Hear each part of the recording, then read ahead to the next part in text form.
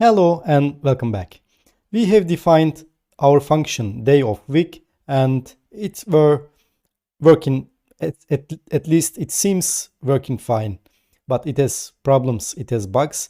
Let's see what these bugs are.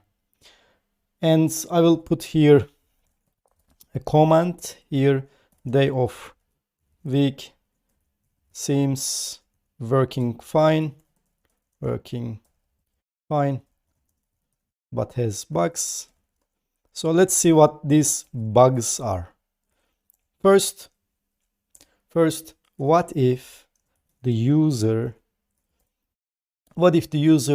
enters a letter instead of a number? We ask for a number and we directly cast it into integer, but what if the user enters a letter instead of a number? This will crash, so we have to fix it. It's a bug, and we call this as preemptive thinking. As a developer, you have to think ahead of the user, ahead of your users. You have to think the possible cases where might go wrong, where might crash your program, so you have to fix them before your program goes into the public. Okay, now enters a letter.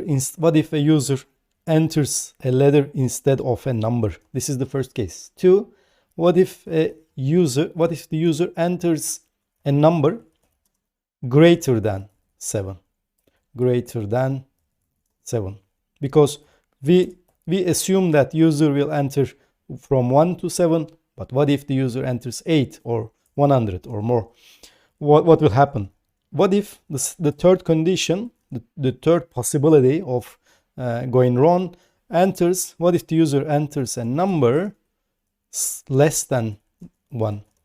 Because you assume you start with checking with first condition is checking if it's equal to 1 or not. What if the user enters 0? What will happen in that case? These are our bugs. So now let's fix them. Okay, and first let's see each of these bugs. Let's see it. Okay, now I call it with I will first enter a letter. I call the function, it says enter a number, and I enter my surname Arda. As you see, it will crash my function. Invalid literal, we cannot cast Arda.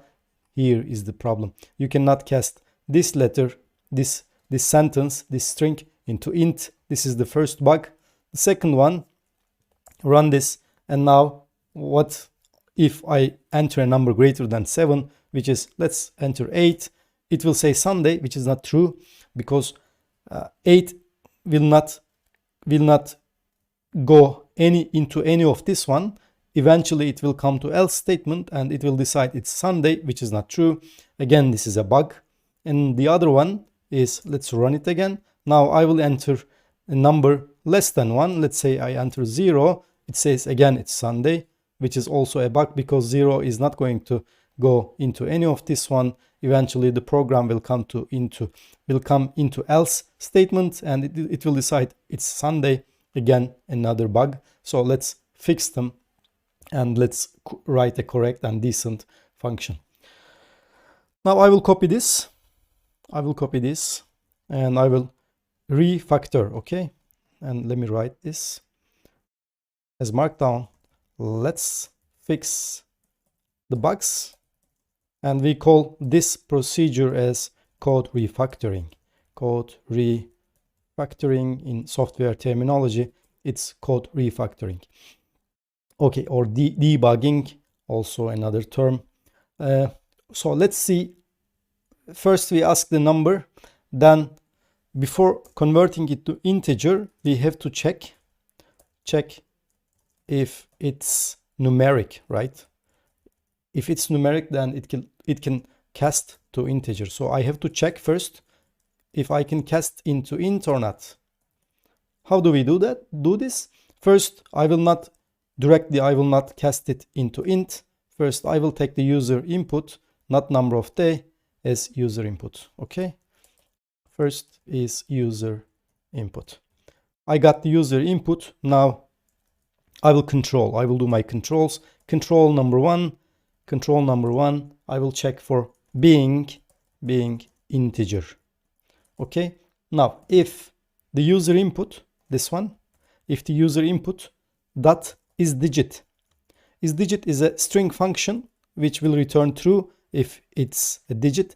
Why string function? Because we know input function will always return string, returns str. So we check with this str, this user input, we will check with isDigit. If isDigit, then it is a numeric value. Then if it's a numeric value, I will now create a new variable, number of day. Now my number of days is this one, as you see. Now I will cast this user input into each integer. Okay, now I can do this if it's isDigit is true, if this one is true. If not, else, if this is not true, I will first print a statement to inform the user, please enter an integer, because the user didn't enter an integer, it's not a digit. So I will first inform the user, then I will end the program, because I cannot go on with this input. And the program end means, my dear friends, end means return. So if you write return, it will end the program. Okay, first you print an informative sentence, please enter an integer, then you end the program. So the program will finish if the user doesn't enter in an integer value or a digit, isDigit is false. Now if I come to that point, if I didn't come into else point, which means it worked, and now I am here, and here I will print as control number one is successful. Okay, if execution comes to that point, which means I didn't return, I didn't end the execution, so it's successful. Now I will check for control number two. Okay, and control number two is, first we check the first bug, which is letter instead of a number. Control number two is the user enters a number greater than 7 and less than 1. I will check with in the same condition, check both, being between 1 and 7. Okay, this is control number two. Control 2. Now how do we check? We will check inside the first if statement. If number of day is, I will check the negative part, the opposite one. Okay, if it's less than 1, this is problematic. If it's less than 1, I don't want this. Or another case which I don't want is if it's bigger than 7. If any of this is true, which means it's a problem for me, I don't want this case. If number of days is less than 1, the first problem, or greater than 7, which is the second problem, I will inform the user that the number is not in the valid range. Please, I will say the user, please enter a number between 1 and 0. Okay, I informed the user. Again, I will end the program. I will return. Okay, because this is a case where it will create a problem in my function. I don't want this. I only want the users, the numbers from 1 to 7. If the number is not between 1 7, if it's smaller, less than 1 or greater than 7, which means any of this is true, I will come here and I will end my program. Okay, and if I didn't end here, which means this if didn't work and the number is between 1 and 7, and I will print control 2 is successful. Okay, now the rest is exactly the same. Now I will create my variable name of day, and again all the conditions are the same. I just put my controls to avoid the bugs. Okay, now I run this, and now let me check this function day of week. I first call it with a string. Okay, let's say I call it with a string which will which will come here, and I will handle it in this part, okay, in control 1. Now it says please enter an integer because you didn't enter an integer, and the program finished, as you see.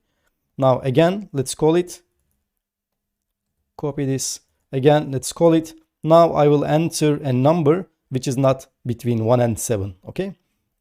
Let's enter 8, let's say. If you enter 8, it will pass the first control, by the way, because it's a number. It will pass it, so it will write as control 1 is successful, that's okay. But in the second control, it will fail because it's not in this range, 8 is not in this range, so it will write, please enter a number between 1 and 7, then it will end the program, okay? And the last case, run again.